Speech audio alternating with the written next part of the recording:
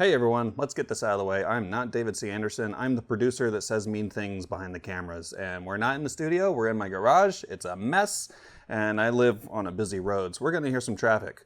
But I'm here to answer the question that literally nobody has asked me. What are the best knives and EDC gear for mechanics? Let's check it out.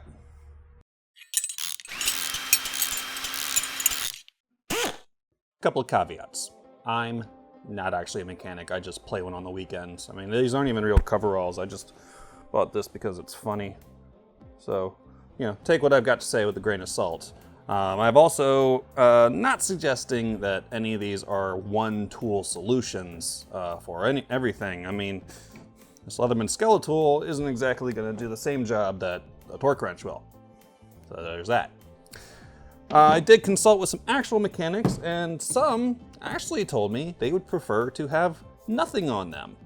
That's a personal choice, I understand it, but as someone who just wrenches from time to time, and I'm not in the shape I was 10 years ago, I do appreciate having a few tools on me for quick and easy jobs, like, say, there's an odd screw that needs undoing. So let's look into some of that.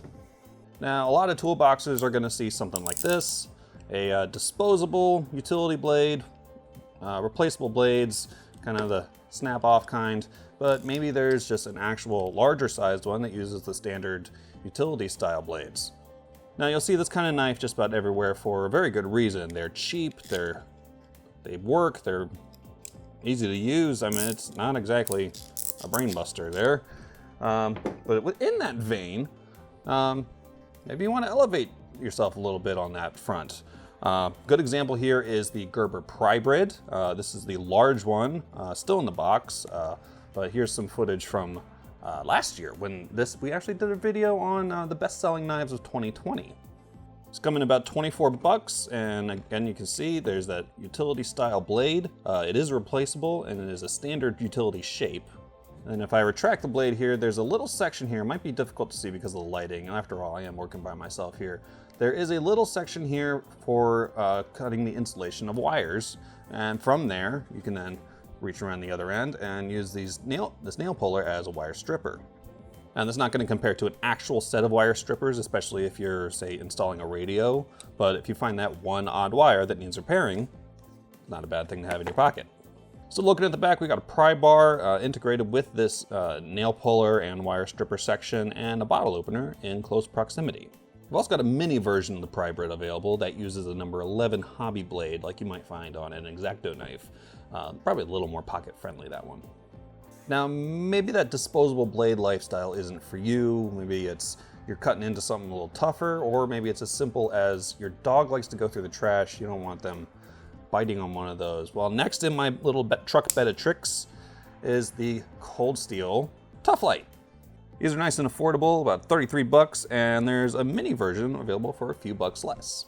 Now, this is more of a placeholder for pretty much any folding knife. I'm not really prescribing one option for you. So we're in the KnifeCenter. We sell a lot of knives. I mean, for instance, I carry a ZT, a Bug Out, and a BRS, and they're all really good at opening packages and stuff. Now, that's all well and good. These are great knives. I love these knives. I've gotten to like quite a few knives myself. But the Tuff Lite does give us a few things to look for. First up, we've got Aus-8 steel on the blade, and that's not to say you need Aus-8, but it is a known quantity. If you know the steel and it's not just listed as a generic stainless, you have a much better idea of what to expect in terms of edge retention, corrosion resistance, and ease of sharpening. There's really a lot of steels out there, some carbon, some stainless, some semi-stainless. D2 is a really good one to look for if you want that kind of performance with really good edge retention. But this Aus-8 is a stainless. May not be quite as good as D2, but you know, steels have trade-offs and whatnot. I don't know how much you're gonna worry about stainlessness though, because if you got cars like I do, there's gonna be plenty of oil and grease to keep those blades coated. Handle material is Cold Steel's Grivex, which is one of many, many names for injection molded plastic synthetic. Like Grivery, GFN, GRN, FRN. decent bit of texture on there, though it may not grab the absolute best in a slick, oily situation. What it does work with is the handle shape. What you got is these two little finger grooves here. That's gonna nestle into your hand very nicely, and combined with that blade shape, you've got a really powerful cutter going through cardboard like we've demonstrated in videos before. This Warncliffe style blade's gonna work very nicely for that. Easily rip through all that packaging that, say the parts department sends you a set of bolts individually wrapped in their own boxes. And maybe you're even opening new tools, like something in this sort of generic sealed clamshell packaging. As much fun as it might be to open it with one of these, the Tuff Lite does require less explanation after the fact, I'll be honest. Although now I'm thinking about it, that looks like a lot of fun. I'm gonna try this later.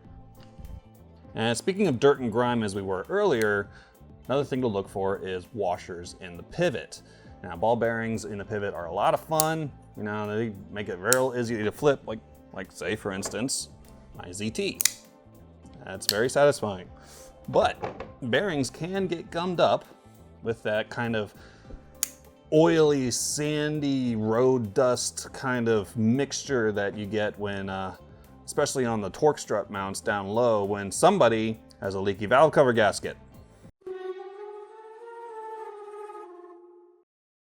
And on the back here, you've got Cold Steel's Triad lock. Right back here, functions the same as a lockback, essentially in operation, but there's some unique geometry and a stop pin that actually makes this one of the strongest folding knife locks on the market. And while on the back, you've got a reversible pocket clip. And reversible can also mean removable. And that's very important for a reason that we'll step outside to explain. Now, while my neighbors enjoy their four-wheelers that could use some mufflers, let me explain something about that pocket clip. It is a convenience. I mean, after all, you just slip it right on your pocket, and it's right there, ready to grab. However, this is also a piece of metal awfully close to the belt line of the car. And if you're not careful or work conditions are a bit claustrophobic, that can mean some expensive paint repairs in store for you, which is why with my ZT, which has a fairly sharp clip, if I have it with me at all while I'm working on the car, it's either deep in the pocket, all the way down, or I leave it on the kitchen counter. Now, depending on what kind of work you do, maybe you are working with heavy machinery and you're often head first and waist deep in something like a tractor, or you're just doing a little bit of automotive yoga trying to get to the blower motor resistor. That's where that lives. So you may not nothing in your pockets at all. Because something in a pocket or on your belt can snag or create a hot spot on your person somewhere uncomfortable. Now, I'm probably not going to convince those mechanics otherwise, but it does give me an opportunity to talk about this next knife. This is the SOG Ultra XR, a design from 2020. A little bit pricey, coming in at about $125, but the party piece is just how thin this little guy is. Its handles are also carbon fiber, just full of carbon fiber, so they're also nice and light as well. And even though it's so thin, there's actually some height to them, so you can actually get a pretty good grip for it. It's not the most comfortable grip, especially compared to that Cold Steel. I mean, the differences are night and day there. So Cold Steel definitely for some more hard use. On the back here is a titanium pocket clip, which, like that Tuff Lite, can be removed to make this even thinner, but this can also serve as a rudimentary money clip. In fact, that's kind of what they were thinking of when they were designing this little guy. Got S35 VN steel on this guy, really good edge retention. This one's got the gold coating on it, but there's also a darker graphite color. It's got a one-hand open and close. And SOG actually managed to fit their XR lock, which is their answer for a crossbar lock, into this really thin package, and it works very well. But again, it all just comes down to how thin this is. I mean, if you want as little as possible in your pocket, this is your guy. Now in the office, we say that the easiest way to get into the knife collecting obsession is a Swiss Army knife, and I feel like kind of a crime not to talk about it. Here's mine, in fact, my first Swiss Army knife. This is Tinker, and it's certainly showing its age after 25 years or so. Tinker starts around 24 bucks, and like a lot of Swiss Army knives, there's a lot of different designs and some altered tool sets to fit your needs. Though I'll be honest, I don't know if the Tinker is the right thing for the garage. You've got a can opener, bottle opener, 2 blades, one large, one smaller, and then on the back we've got an awl and a Phillips driver. But the fact is that Victorinox makes so many Swiss Army knives that really it's going to come down to what you want in that Swiss Army knife. So in the spirit of being vague, I'm just going to leave a link to the entire brand and you can peruse at your own pace. Some things are going to represent well across the board though. For instance, their blade steel. Victorinox uses their own stainless steel. It's not going to be quite the edge retention as S35, but it's nice and easy to maintain. It takes a very fine edge very quickly.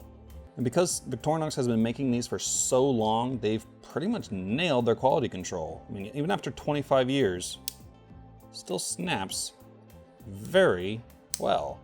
So you can be pretty sure of some great fit and finish for their price. Now these Swiss Army style multi-tools are great, don't get me wrong, but maybe you want a set of pliers on you all the time. Now, Victorinox does make a few of those, but it's impossible to ignore in that conversation Leatherman. Great entry point is this Leatherman Skeletool, around 65 bucks. This one, in fact, I carried just about every day for 9 years, and kind of shows. I've lost a few screwdriver bits. The blade I replaced with a carbon Damascus from a third party. In fact, I've still got the original blade, Leatherman's 420 HC steel. Also put this one through the ringer. Kind of wore out the tip. Serrations are almost gone, but I'm gonna be real with you, I wasn't exactly the best at knife maintenance in the early part of my knife carrying career. But I always appreciated having this on me, especially when working on the cars, like for instance when the odd coolant hose needs to move out of the way if I'm trying to undo the serpentine belt. It's just one of those small tools to have on me that stops me from running back to the toolbox every time I need a screwdriver or a set of pliers. Now, I probably have a ratchet in my pocket and a couple of small sockets. The unique sizes, the common sizes I should say, that I know I'm gonna need, but just nice to have that one little thing on you.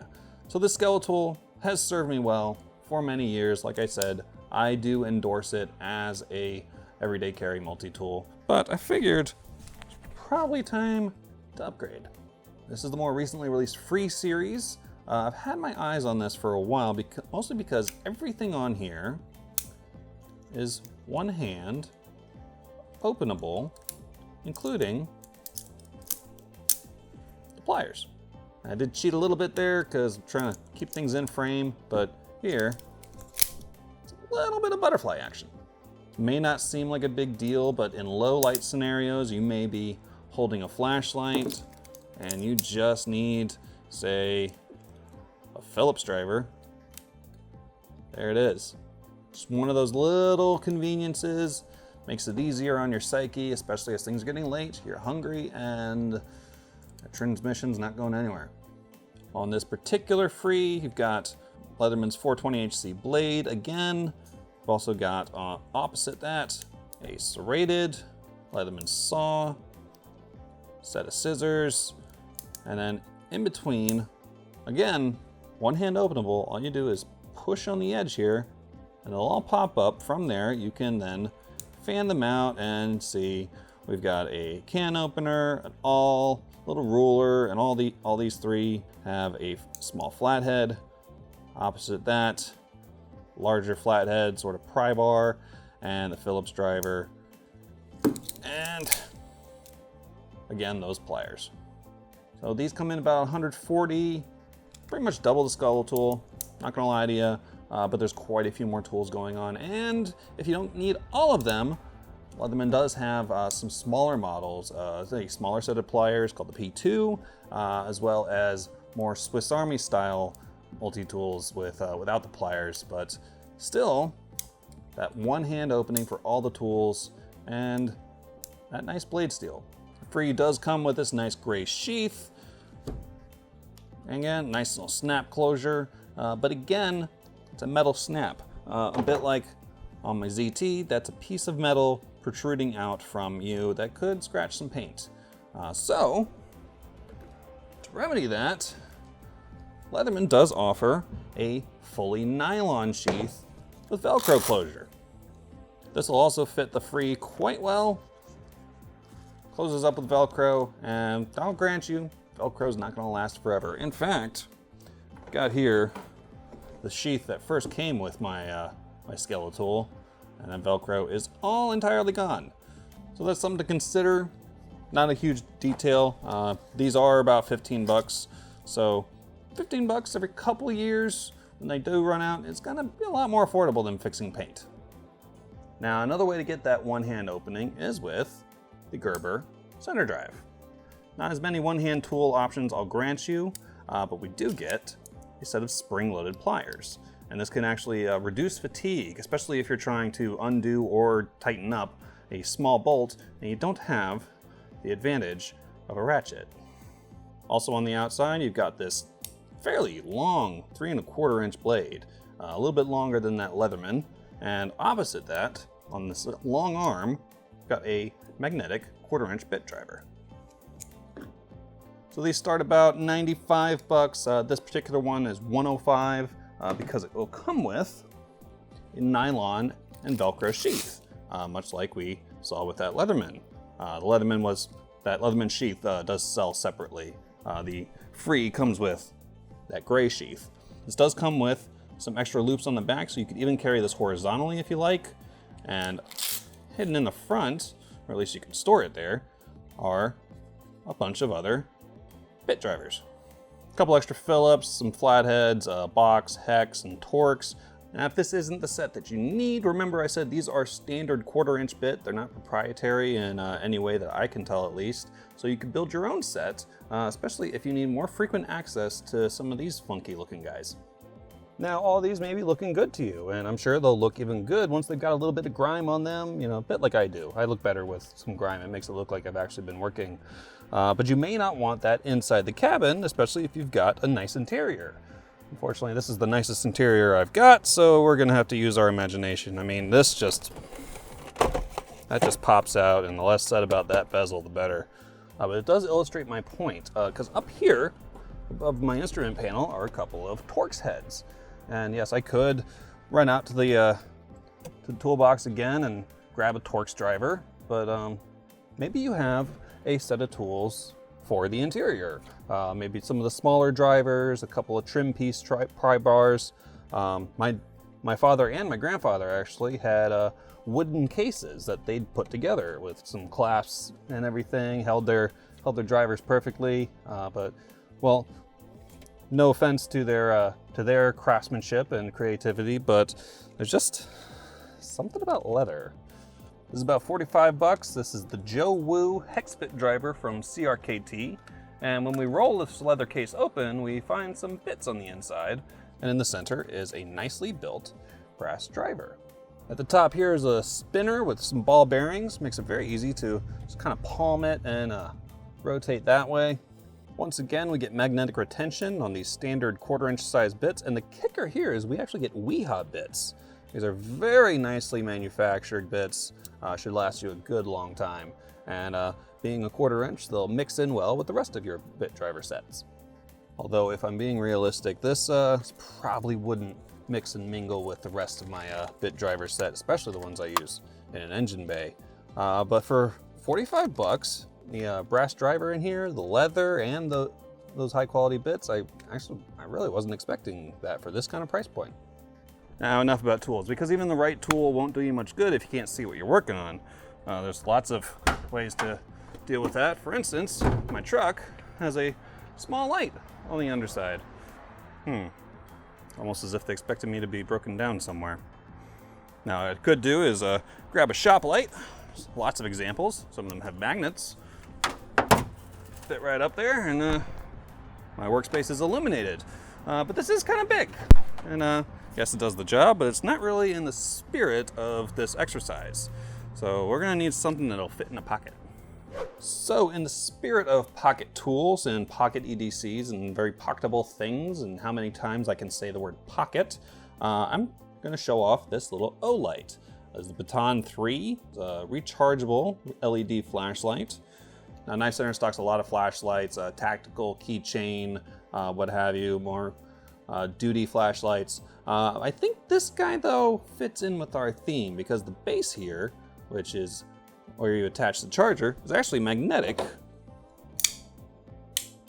You could stick that to a magnetic surface above you and illuminate what you're working on. You can also see this kind of double-ended, looped over itself pocket clip, and we've talked about pocket clips already, but this, if I ignore the lanyard, which does come with, you don't have to keep it with you, just clip it to the brim of your hat, and you've got an easy headlight. Assuming you don't mind, the lanyard's in your way. It's a nice, small, convenient form factor. This is my personal one now. I opted for the red and gold, but Olight offers several color options, including some that come with portable charging cases, and there's even some larger ones like the S2R, but I've already got plenty in my pockets already, as evidenced by what I've already shown you.